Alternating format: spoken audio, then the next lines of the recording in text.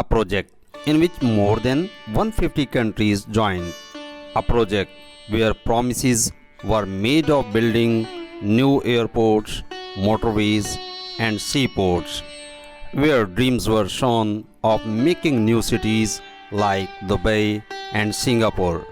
But today, in those same countries, these mega projects look broken and incomplete. Some nations are drowning in heavy debt. Some are left with empty buildings and useless projects. This was China's Belt and Road Initiative, also called BRI. Once people called it the project of the century. But today, many call it a geopolitical disaster. And the biggest loss has happened to poor countries who were shown these sweet dreams. So, what really happened? Why are people pointing fingers even at a superpower like China? Let's find out. Welcome to my YouTube channel. If you are new here, please subscribe, like, and share for more interesting videos. In 2013, China's President Xi Jinping announced the Belt and Road Initiative. The idea was huge. China said it would build new highways, railways, and ports to connect Asia, Africa, and Europe, just like the old Silk Road. The promise was very simple: help poor countries grow and connect the world under China's leadership. This surprised the world. More than 150 countries showed interest. Many poor countries quickly took loans from China. Soon, China invested more than $1.2 trillion in this project. But here was the catch. The money was not a gift, it was a loan. Loans that Western banks or the IMF had refused, calling them too risky. On the surface, BRI looked like charity, but in reality, it was also China's way of solving its own problems. China had too many factories, too much steel, too many engineers. Every year, millions of young people graduated, but jobs inside China were not enough. So China made a plan: export the extra capacity abroad, send Chinese workers, Chinese companies, and Chinese materials to poor countries, and at the same time increase China's global power. The plan worked at first, but soon problems began to appear. The biggest problem of BRI is called debt trap diplomacy. This means giving so many loans to poor countries that they can never pay back them. And when they fail, China takes control of their assets. The clearest example is Sri Lanka. China told Sri Lankan leaders, if you build a new port in the Indian Ocean, you will become like Dubai. But Sri Lanka already had Colombo port, which was successful. Still, they borrowed $1.3 billion from China to build Hambantota port. The condition was only Chinese companies would build it, and if Sri Lanka failed to repay, China could take control.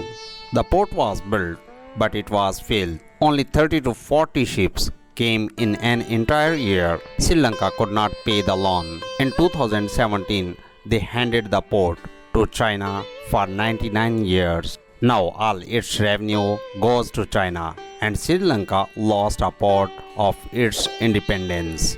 But Sri Lanka was not alone. Zambia, a small African country that depends on copper export, also took billions in Chinese loans. By 2020, almost half of Zambia's debt was owed to China. When COVID-19, copper demand fell and Zambia defaulted. Now China controls many of its projects. Montenegro, a tiny European country, borrowed $1 billion for a highway. But the cost was too high and only 41 kilometers of road was built. This small road shocked the whole economy. Now Montenegro's debt is more than 80% of its GDP. Sri Lanka also built another project, Matala Airport, near Hambantota Port. It's cost $200 million, but almost no flights came. Today it is called the world's emptiest airport. Sometimes even elephants walk on its runway. In Ecuador, South America, a giant dam was built with $2.6 billion of Chinese loan. But poor quality work created more than 17,000 cracks Experts say it can collapse anytime, causing a disaster. Pakistan and CPEC. Pakistan was also promised golden dreams through the China-Pakistan Economic Corridor or CPEC. It was worth $60 billion. Pakistan hoped for jobs, electricity and development. But most projects got delayed or failed. In Gwadar, people protested because there was no electricity, no water and no jobs. Earlier, Gwadar port was under Pakistan's control. Now 91% of its revenue goes to China and only 9% remains with Pakistan. The biggest shock came from Italy. It was the only G7 country to join BRI, but after years, Italy got almost no benefit. Later it called BRI a big mistake and exited. Other countries like Malaysia, Nepal and Bangladesh also cancelled the projects. The global response. Seeing this failure, the US and Europe launched their own alternatives like the PGI and Global Gateway. These promised transparent, fair loans without hidden traps. This weakened trust in China even further. At the same time, China and Russia grew closer, especially after the Ukraine war. This created a new geopolitical bloc challenging American dominance. The reality of BRI. After 10 years and trillions of dollars, the Belt and Road Initiative is now seen as the biggest foreign policy of China's failure. The truth is simple. It was about China's self-interest. China wanted to export its extra factories, use its extra workers, promote its currency, and control global trade routes. Did China get some benefits?